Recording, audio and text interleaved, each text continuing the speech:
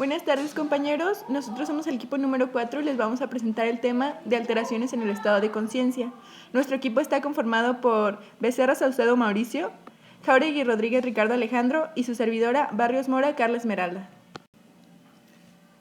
Bueno, como definición, la conciencia es un fenómeno neurobiológico complejo en el que el individuo interactúa con su ambiente.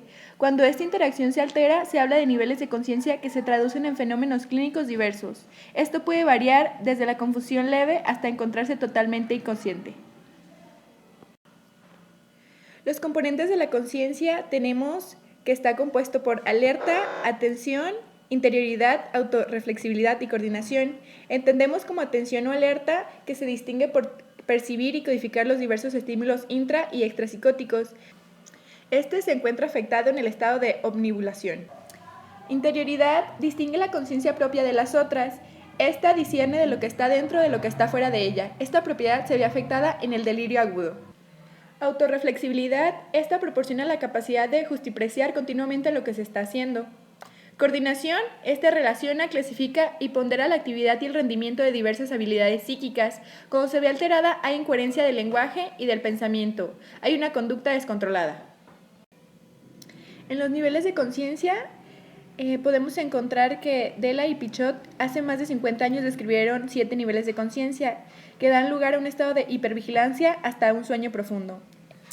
En el nivel 1 podemos encontrar que es un estado de vigilancia excesiva como resultado de emociones intensas. En tales circunstancias, la consecuencia del mundo exterior se encuentra debilitada y los procesos de atención están disminuidos, por lo que son difusos y engañosos. En el nivel 2 es el estado de la conciencia vigilante por excelencia. Corresponde a la excelencia de atención selectiva, capaz a su vez de flexibilidad en función de las necesidades de adaptación. Le pertenece a la concentración. En el nivel 3 corresponde a la existencia de una alteración flotante, no concentrada, con producción de asociaciones libres en el pensamiento y con decremento relativo de la conciencia del mundo exterior. En el nivel número 4 es la conciencia que se observa durante la ensoñación. Los estímulos del mundo exterior son percibidos de forma muy atenuada. La conciencia se afecta, sobre todo el desarrollo de las ideas, que a menudo se expresan en forma de imágenes visuales. En el nivel número 5, la pérdida de conciencia de los estímulos del mundo exterior es casi total. El contenido de la conciencia es el pensamiento del sueño. En el nivel número 6, la pérdida de la conciencia de los estímulos es completa. No existe ningún contenido de conciencia del que sea posible acordarse. Y en el nivel número 7, igual que al anterior, pero las respuestas motoras a los estímulos son débiles o ausentes. En la etiología encontramos alteraciones agudas del estado de vigilia, omnibulación, que es un estado en el cual el enfermo es incapaz de pensar con claridad y rapidez habituales, su pensamiento es incoherente y presenta periodos de irritabilidad o excitabilidad alternados con otros de ligera somnolencia. Estupor, las actividades mentales y físicas se hallan reducidas al mínimo. El paciente solo se despierta ante estímulos vigorosos y sus respuestas son lentas e incoherentes. Coma. Los pacientes en coma parecen dormidos y responden primitivamente a los estímulos nociceptivos, sin despertarse. En los comas más profundos no se obtiene ningún tipo de respuesta al dolor y los reflejos corneal, pupilar, faríngeo y ostotendinoso pueden llegar a desaparecer. En estados subagudos o crónicos de alteraciones de la conciencia encontramos la demencia, la hipersomnia, el estado vegetativo, el cual el paciente respira por sí mismo, no sigue indicaciones, no se mueve por sí mismo intencionalmente, puede observarse solamente movimientos reflejos. Estos incluyen alarmarse por algún sonido súbito fuerte o retirarse de un estímulo doloroso. Tiene ciclos de vigilia-sueño observados en su abrir y cerrar de ojos. Los ojos pueden observarse parpadear o moverse y puede emitir sonidos pero no hablar. En el mutismo asinético podemos encontrar que es un estado donde el paciente está despierto con conciencia limitada. El paciente puede ser capaz de seguir con los ojos pero no habla ni se mueve por sí mismo. En alteraciones agudas del contenido de la conciencia o estados confusionales agudos encontramos el estado confuso obnubilado y el delirio, el cual es un estado de confusión súbito con desorientación, pensamiento y memoria desordenados y cambios en el nivel de la conciencia. Las causas de lo antes mencionado, en el ejemplo de coma, podemos encontrar causas estructurales y no estructurales.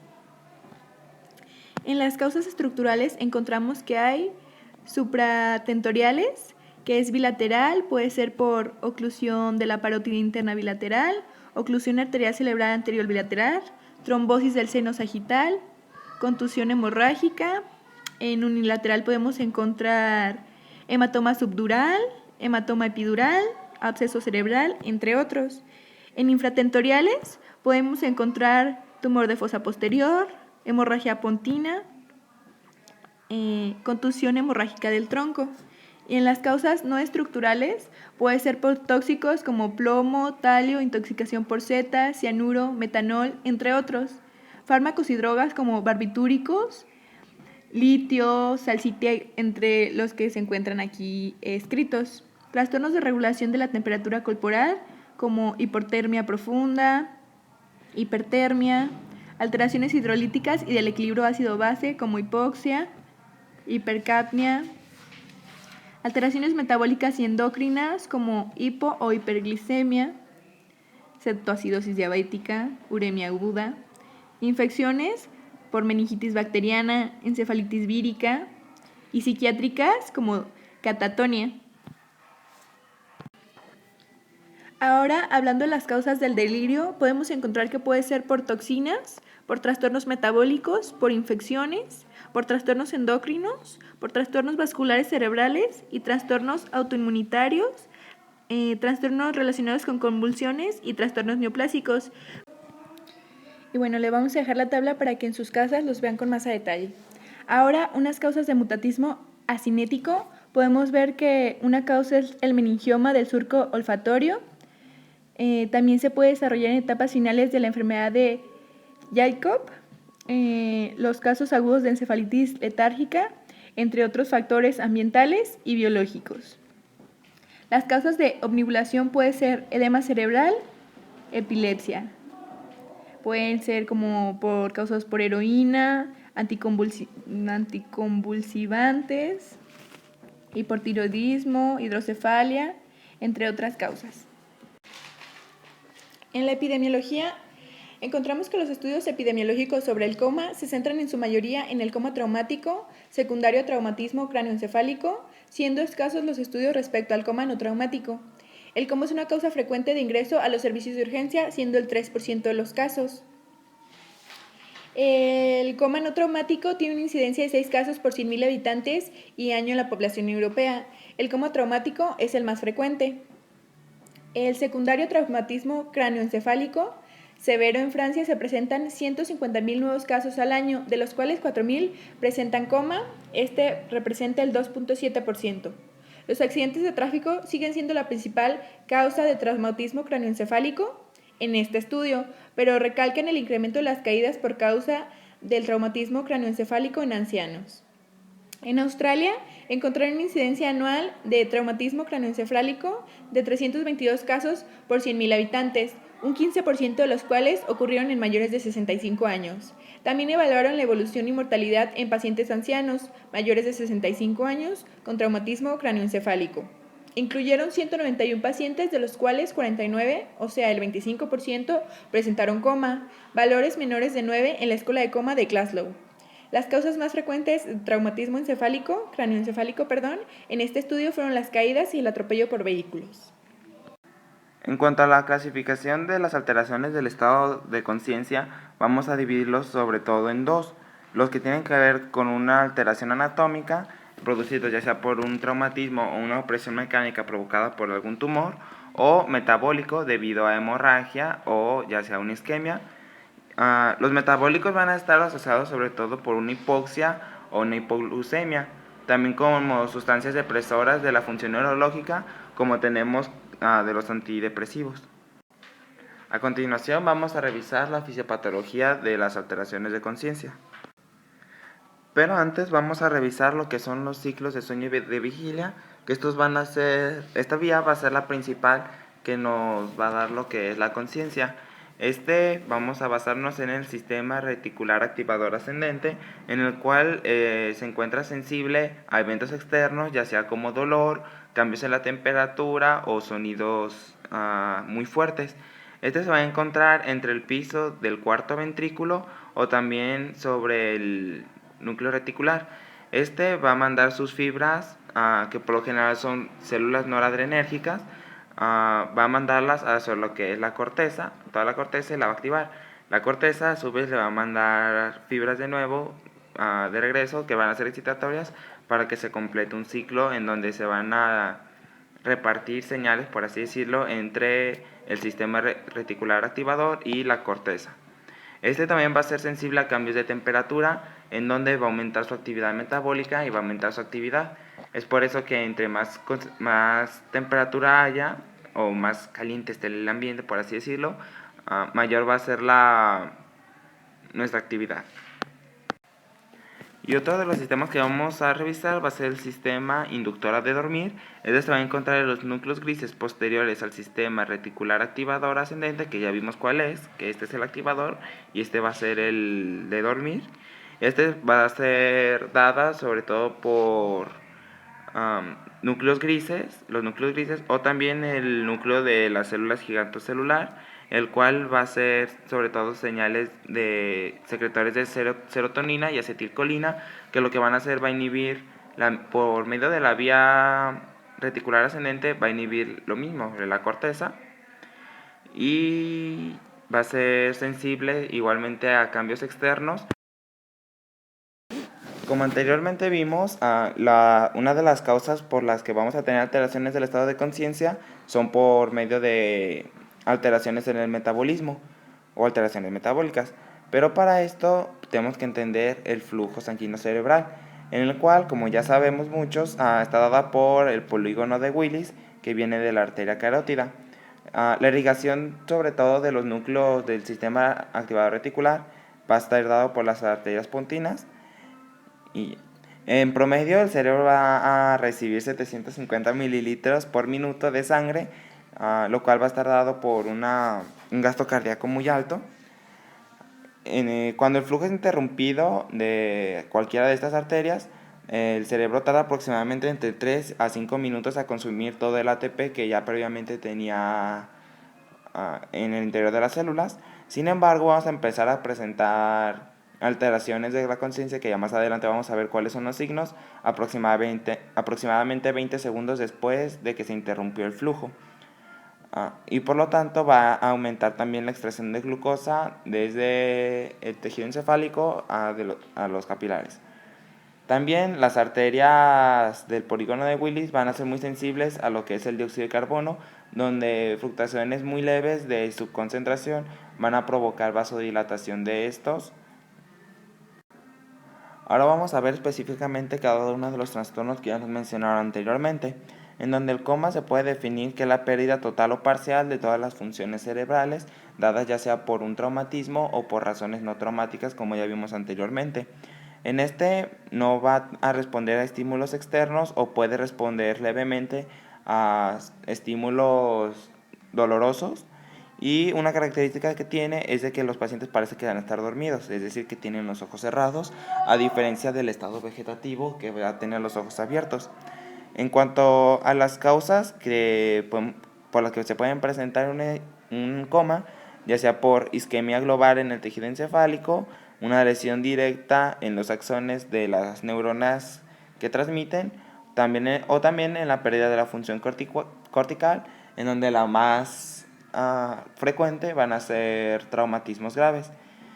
Una característica además de es de que la comunicación del bulbo raquídeo puede estar interrumpido, y aquí es donde se van a presentar la mayoría de lesiones. También los signos y síntomas o la gravedad de estos dependerá del lugar en donde se dio la lesión. En el estado vegetativo va a ser un trastorno muy parecido al coma, pero la diferencia principal es de que en el daño no es tan grave y va a haber supervivencia de algunos axones o de neuronas que nos van a dar los síntomas característicos. Aquí les tengo un cuadro comparativo en donde vamos a diferenciar lo que es coma y lo que es el estado vegetativo. Como ya vimos, en el coma, la característica es de que van a tener los ojos cerrados, van a parecer dormidos, y en el estado vegetativo va a tener periodos de ojos cerrados y otros con ojos abiertos. Hay distintas teorías que dicen que este tiene que ver con los estados de vigilia que tienen los pacientes, es decir, que si están dormidos van a tener los ojos abiertos, si están despiertos van a tener los ojos abiertos. Sin embargo, no se han hecho suficientes estudios que confirmen dichas teorías. En el coma vamos a tener que no responda a ningún estímulo, o como ya vimos también, existe un coma superficial en el cual sí va a responder a ciertos estímulos vigorosos o dolorosos, y en el caso del coma profundo no va a responder a ninguno de estos estímulos. En el estado vegetativo, sin embargo, sí puede llegar a tener algunas reacciones a estímulos dolorosos, y puede tener ciertos reflejos ya sea fotomotores o oculomotores. También en el coma el daño es casi total o total en el bulbo raquídeo. Sin embargo, en el estado vegetativo va a haber cierta actividad neuronal mínima. Es decir, en el coma podemos ya empezar a hablar de la muerte cerebral, y en el estado vegetativo sí hay cierta actividad cerebral mínima. Otro estado que vamos a revisar es el estado de conciencia mínimo, en el cual va a ser una alteración del estado de conciencia en donde, a pesar de que es mínima, el paciente tiene una ligera percepción de su entorno. ¿Cuáles pueden ser estas percepciones? El paciente puede localizar los estímulos dolorosos, es decir, si le aplicas un estímulo doloroso en la falange distal de algún dedo, el paciente va a poder localizarlo y va a poder tener reflejos en contra de este. También estos pacientes pueden presentar babeo, y se va a relacionar sobre todo por traumatismos en el córtex cerebral. Ahora vamos a ver cómo realizar el diagnóstico de los pacientes que presentan alteraciones en el estado de conciencia. Como ya estuvimos viendo, las alteraciones agudas del nivel de conciencia representan una urgencia médica, por lo cual es primordial un diagnóstico y tratamiento correcto para evitar lesiones graves e irreversibles. Primero que nada, hay que evaluar en el paciente con una historia clínica. Hay que verificar si está presentando alguna enfermedad actual que le esté ocasionando lo que es las alteraciones del estado de conciencia. También hay que verificar antecedentes personales y familiares, y asimismo evaluar los factores de riesgo que pueden predisponer a que presente este estado. En un paciente que presenta estas alteraciones, lo que se le va a evaluar es la siguiente: va a ser una anamnesis, una escala de Glasgow, la respuesta pupilar, un patrón respiratorio, movimientos oculares, y también vamos a verificar respuestas motoras. De acuerdo al paciente, le vamos a realizar una anamnesis. Vamos a recoger toda la información posible de familiares y testigos sobre enfermedades asociadas y traumatismos craneoencefálicos previos. También vamos a verificar las manifestaciones iniciales que comenzó a presentar al momento de tener la alteración de conciencia. Vamos a verificar el lugar y la circunstancia donde se halló el paciente. Asimismo, vamos a verificar que no haya tenido exposición a tóxicos o si estaba consumiendo algún tipo de fármaco. En cuanto a la exploración general, vamos a verificar lo que es su presión arterial, una frecuencia cardíaca y respiratoria. Vamos a verificar su temperatura, verificar su glucemia, como ya vimos en la clasificación. En ocasiones puede presentar esta alteración debido a una hipoglucemia, por lo cual también es recomendable verificar el estado glucémico. También vamos a verificar y a realizar una palpación de cuello y cráneo para verificar que no tenga algún traumatismo, y asimismo verificar lo que son signos meningios. Ahora vamos a verificar cómo realizar una exploración neurológica en este tipo de pacientes. Para evaluar el estado de conciencia vamos a utilizar la escala de Glasgow. Esta escala es muy utilizada actualmente para realizar esta valoración. Lo que se realiza es una valoración de la conciencia consistente en 3 criterios de observación clínica, que es la respuesta ocular, la respuesta verbal y la respuesta motora. Como podemos observar aquí en la imagen, la respuesta ocular, la respuesta verbal y la respuesta motora, cada uno al momento de evaluarla va a obtener una cierta puntuación, que posteriormente las voy a explicar cada una de ellas. Y en esta imagen podemos observar que según la puntuación que se obtiene es el porcentaje de supervivencia que tiene posibilidades de tener el paciente que esté presentando la alteración de conciencia. Vamos a empezar con la primera evaluación que se toma en la escala de Glasgow, que es la respuesta ocular. En esta escala lo que se va a verificar pues obviamente es que al momento de que el paciente abre los ojos es de si es espontánea, es decir, no necesita ningún estímulo para realizar la apertura de los ojos. Si realiza este movimiento se le va a dar la puntuación de 4. Si la apertura de los ojos es mediante estímulos verbales, como se observa aquí en la imagen, al momento de darle alguna indicación, o inclusive no necesariamente que se le dé indicación, pero que sí puede abrir voluntariamente los ojos, se le va a dar lo que es una puntuación de 3. También la siguiente es una respuesta ocular al dolor, es decir, al momento de realizar una maniobra que le ocasione dolor al paciente, va a abrir los ojos. Sin embargo, aquí ya se estaría hablando de una alteración un poco más grave, entonces se le estaría dando una puntuación de 2.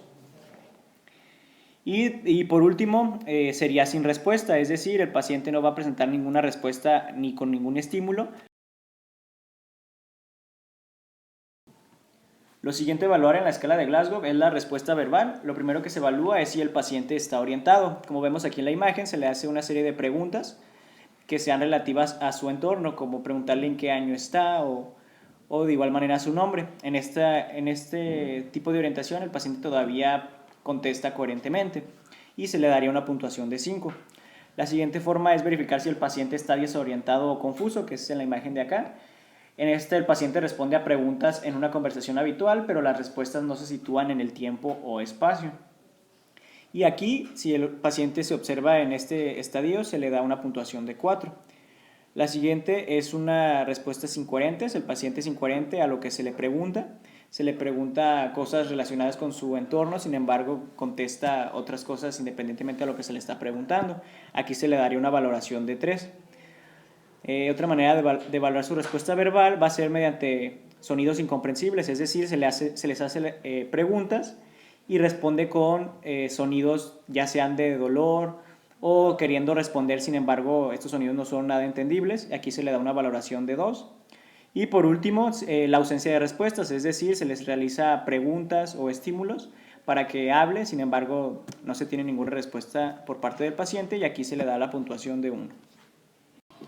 Lo último a evaluar en la escala de Glasgow es la respuesta verbal. Aquí se verifica que el paciente esté obedeciendo a las órdenes, es decir, se le pide que mueva los brazos y el paciente, al estar consciente, va a mover los brazos hacia la dirección que se le indique.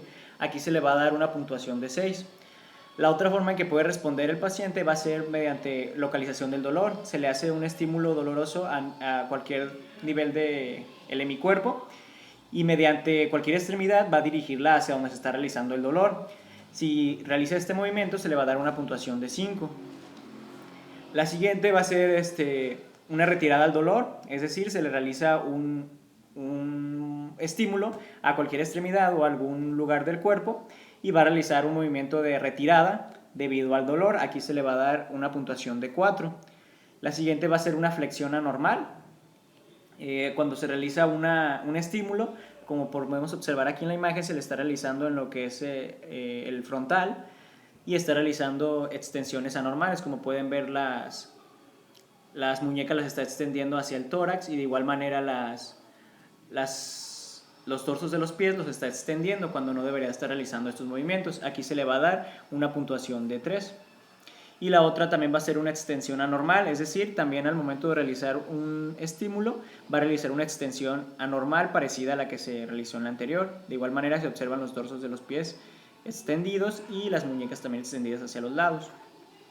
Y por último, ausencia de respuesta. A pesar de realizar estímulos que generen la movilidad motora, debido a la alteración de conciencia no va a realizar ningún movimiento que genere que todavía esté teniendo respuesta de la conciencia. Bueno, después de verificar la escala de Glasgow, lo siguiente que se le debe de evaluar al paciente que está presentando alteración de la conciencia es un examen pupilar. Como pueden observar aquí en la imagen, cuando las pupilas son pequeñas y reactivas, indican lesiones metabólicas. Esto quiere decir que se están afectando los hemisferios cerebrales o el bulbo raquídeo. En la siguiente imagen de este lado podemos observar que se ven pupilas puntiformes. Esto nos quiere indicar que de igual manera se observa una alteración metabólica o una lesión en la parte baja protuberencial. Lo siguiente, evaluar un examen pupilar, se observa en esta imagen. Las pupilas se observan en posición medias y son fijas. Estas indican una lesión en lo que es mesencéfalo o en la parte superior de la protuberancia. Y por último, cuando tenemos un paciente el cual está en un estado de coma, se observa una pupila dilatada unilateral que puede orientar hacia una compresión del tercer par craneal por herniación del uncus. Y bueno, como pudimos observar después de la explicación, las pupilas van a ser un diagnóstico importante para verificar a qué nivel se está generando el daño de la alteración de la conciencia. Lo siguiente a evaluar también en un paciente con esta alteración va a ser una respuesta oculomotora y una respuesta oculovestibular. Son respuestas a movimientos oculares que también pueden estar abreviadas como ROC y ROC. Vamos a describir cada una de ellas. De acuerdo, la primera maniobra que se va a realizar para verificar los movimientos oculares va a ser la de ROC, o también respuesta oculomotora, o también se puede llamar como ojos de muñeca. Aquí lo que se hace es girar la cabeza de un lado hacia otro. El paciente que está en coma y cuyo tallo encefálico está intacto dirigirá los ojos en la dirección opuesta a la que se gira la cabeza, es decir, si se gira hacia la derecha, los ojos se van a girar hacia la izquierda o van a observar hacia la izquierda. En el cambio, cuando se presentan lesiones mesencefálicas o pontinas, tendrán movimientos oculares al azar, es decir, no importa al lado al que se gire la cabeza, los ojos van a tener movimientos pues al azar, observando hacia varios lugares. Lo siguiente a evaluar es la respuesta oculovestibular. Esta se realiza únicamente si la respuesta oculomotora tiene un resultado negativo. En la respuesta oculovestibular se realiza con la cabeza elevada a 30 grados. Después de que se realiza esta maniobra de la posición de la cabeza, se hace una inyección de agua helada en lo que es la membrana del tímpano para que quede intacta. Si el tallo encefálico está intacto, el paciente reaccionará con una desviación conjugada de los ojos hacia el oído en el cual se introduce el agua. Y los que sufren una lesión del tallo carecerán de esta reacción. Lo siguiente que se tiene que verificar en este paciente va a ser una exploración respiratoria. Al realizar lo que es la exploración respiratoria se van a presentar ciertos patrones. Estos patrones nos van a indicar a qué nivel también se está realizando el daño. Los patrones van a ser los siguientes.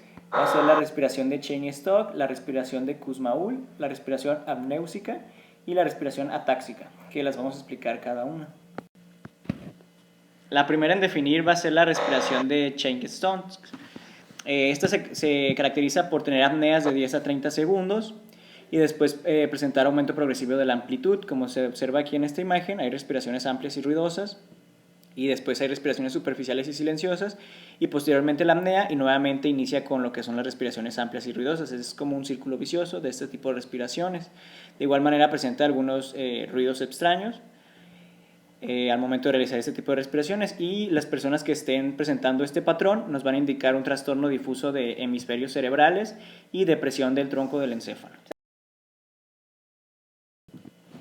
El siguiente patrón respiratorio que se puede observar en estos pacientes va a ser la respiración de Kussmaul. Esta se caracteriza por respiraciones que son rápidas y profundas.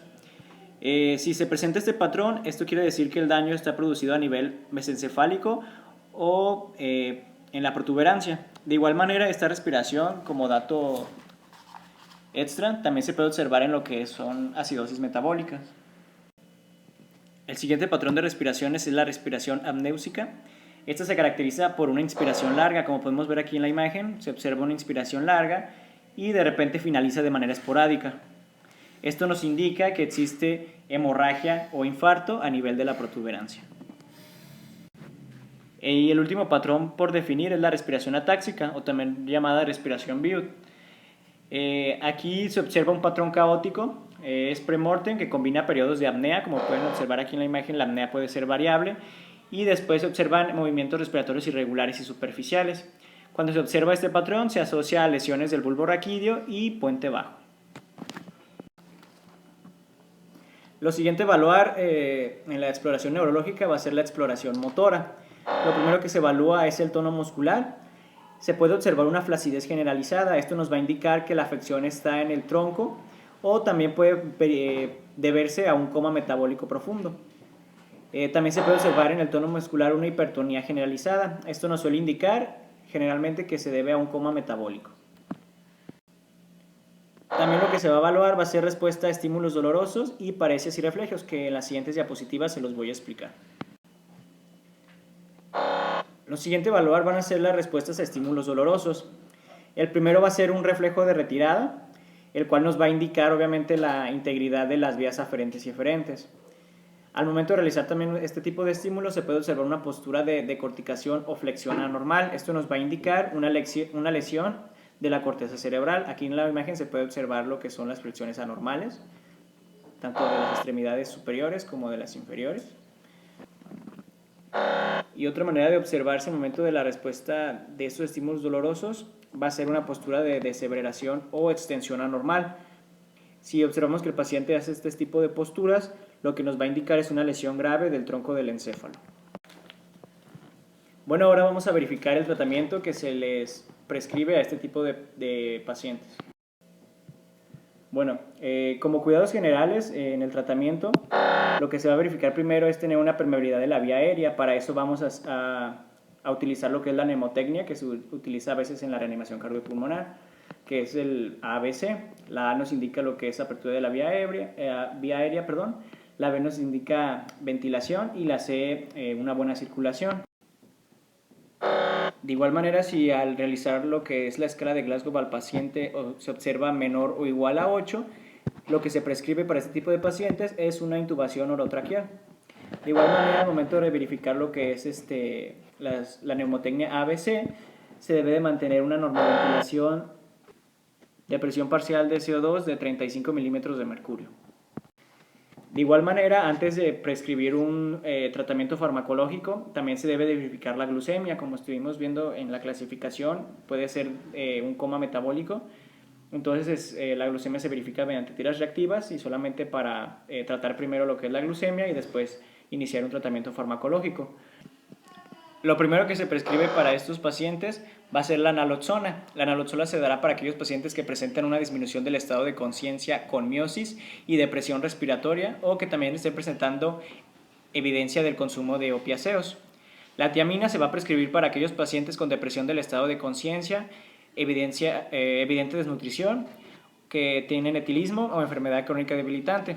La siguiente es la flumacenil, la cual se prescribe para aquellos que tienen de igual manera depresión del estado de conciencia y sospecha de intoxicación por benzodiazepina. La siguiente va a ser la glucosa hipertónica.